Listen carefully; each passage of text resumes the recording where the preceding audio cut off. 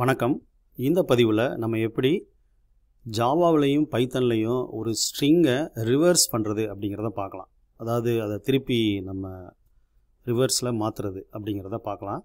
முதல்ல நம்ம Java program போய்க்கலாம். ஜாவா ப்ரோக்ராமில் ஃபஸ்ட்டு ஒரு ஸ்ட்ரிங் நீங்கள் இனிஷியலைஸ் பண்ணோம்னா அந்த ஸ்ட்ரிங்குங்கிற கிளாஸை யூஸ் பண்ணி இப்போ ஒரு நேம் அப்படிங்கிற ஒரு ரெஃபரன்ஸ் வேரியபிள் வச்சுக்கலாம். இப்போ இங்கே நம்ம ஜாவா அப்படின்னு சொல்லி ஒரு ஸ்ட்ரிங்கை இனிஷியலைஸ் பண்ணிக்கலாம். இப்போ நேரடியாக இங்கே எந்த ஒரு ப்ரீடிஃபைன் ஃபங்க்ஷனும் ரிவர்ஸுன்னு கிடையாது.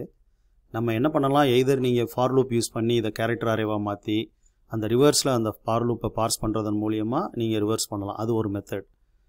அது ரொம்ப பழைய மெத்தட். அதுக்கு பதிலாக ஜாவாவில் ஸ்ட்ரிங் பில்டர் அப்படின்னு சொல்லி ஒன்று இருக்குது. இந்த ஸ்ட்ரிங் பில்டரில் இந்த நேமை நீங்கள் பாஸ் பண்ணிட்டீங்க அப்படின்னா அது ஒரு டிஃப்ரெண்ட் ஸ்ட்ரிங் ஆப்ஜெக்டாக மாறிடும். இந்த ஸ்ட்ரிங் பில்டரில் நிறைய ப்ரீடிஃபைன் ஃபங்க்ஷன் இருக்குது. உதாரணத்துக்கு பார்த்தீங்க அப்படின்னா நீங்கள் எஸ்பி டாட் அப்படின்னு சொன்னீங்கன்னா அதோட கெப்பாசிட்டி, கேரட், அதே மாதிரி ரிவர்ஸ் அப்படின்னு சொல்லி இருக்கும். ஸோ இப்போ இது இந்த பர்டிகுலர் ஜாவா அப்படிங்கிற ஸ்ட்ரிங்கை ரிவர்ஸில் நமக்கு மாற்றி கொடுத்துரும். இப்போ அவுட்புட் பார்க்கலாம். இங்கே பாருங்கள், ஏவிஏஜே அப்படின்னு சொல்லி அவுட்புட் வந்துருச்சு. ஸோ இது ஜாவாவில் கொஞ்சம் எளிமையான மெத்தட் தான். ஸ்ட்ரிங் பில்டர் அப்படிங்கிறத நீங்கள் யூஸ் பண்ணிக்கலாம். எனிவே ஸ்ட்ரிங்குங்கிற ஒரு ஆப்ஜெக்ட்லேருந்து ஸ்ட்ரிங் பில்டர் அப்படிங்கிற ஒரு ஆப்ஜெக்ட் மாற்றினா மட்டும்தான் உங்களுக்கு அந்த ரிவர்ஸ் கிடைக்கும். இப்போ நம்ம என்ன பண்ணலாம், இதை பைத்தனில் நம்ம பண்ணலாம். பைத்தனில் ஒரு ஸ்ட்ரிங் க்ரியேட் பண்ணுறதுக்கு டைரெக்டாக ஒரு வேரியபிள் நேம் யூஸ் பண்ணி நீங்கள் அதில் வேல்யூ ஸ்டோர் பண்ணிக்கலாம். இப்போ இங்கே ஒரு ஸ்ட்ரிங் க்ரியேட் ஆயிடுச்சு. பைத்தனில் பார்த்தீங்கன்னா நமக்கு ஸ்லைசிங் அப்படிங்கிற ஒரு கான்செப்ட் இருக்குது. இப்போ உதாரணத்துக்கு பார்த்தீங்கன்னா இப்போ அரே இண்டெக்ஸ் 0லேருந்து n-1 வரைக்கும் ஸ்டார்ட் ஆகும். இது ஃபார்வேர்ட் ட்ராவர்சிங், ஃபஸ்ட்லேருந்து கடைசி வரைக்கும். அதே மாதிரி -1லேருந்து நம்ம ட்ராவர்ஸ் பண்ணலாம். அதுக்கு பேர் பேக்வேர்ட் ட்ராவர்சிங். பைத்தனில் அது சப்போர்ட் பண்ணும். இப்போ எனக்கு அந்த லாஸ்ட் எலமெண்ட் வேணும் அப்படின்னு சொல்லி வச்சுக்கோங்களேன். நான் -1 அப்படின்னு சொல்லி கொடுக்கலாம். இங்கே பாருங்கள், n வந்துருச்சா.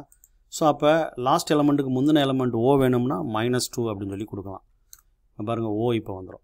ஸோ அப்போ அது மாதிரி எனக்கு ரிவர்ஸில் பார்ஸ் பண்ணணும் அப்படின்னா ஒரு டபுள் கோலன் கொடுத்துட்டு -1 கொடுத்துடணும். அதோட மீனிங் என்ன அப்படின்னா பேக்வேர்ட் ட்ராவர்ஸ் பண்ணணும்.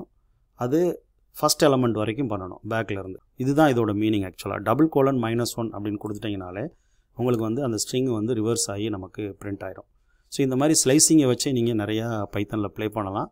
பைத்தன்லையும் பார்த்தீங்கன்னா நிறைய உங்களுக்கு ஸ்ட்ரிங் ப்ரீடிஃபைன் ஃபங்க்ஷன்ஸ் இருக்கும். நீங்கள் நேம் டாட் வச்சோன்னே பார்த்தீங்கன்னா ஸ்டார்ட்ஸ் வித் ரீப்ளேஸ், பாருங்கள் கவுண்ட், எண்ட்ஸ் வித், ஃபைண்ட், அந்த மாதிரி நிறையா இருக்கும். ஓகேங்களா. ஸோ இங்கேயும் நேரடியாக எந்த ஒரு ரிவர்ஸ் ஃபங்க்ஷனும் கிடையாது. நம்ம இந்த மாதிரி ஸ்லைசிங் யூஸ் பண்ணிக்கலாம். பட் எனிவே இந்த ஸ்லைசிங்கை புரிஞ்சுக்கணும் அப்படின்னா நீங்கள் அந்த ஸ்லைசிங்கோட ஃபார்வேர்ட் ட்ராவர்சிங் அண்ட் பேக்வேர்ட் ட்ராவர்சிங்கை கொஞ்சம் ரெஃபர் பண்ணிங்கன்னா அது உங்களுக்கு தெளிவாக புரியும். அதோட லிங்க்கை நான் டிஸ்கிரிப்ஷனில் கொடுக்குறேன். நன்றி.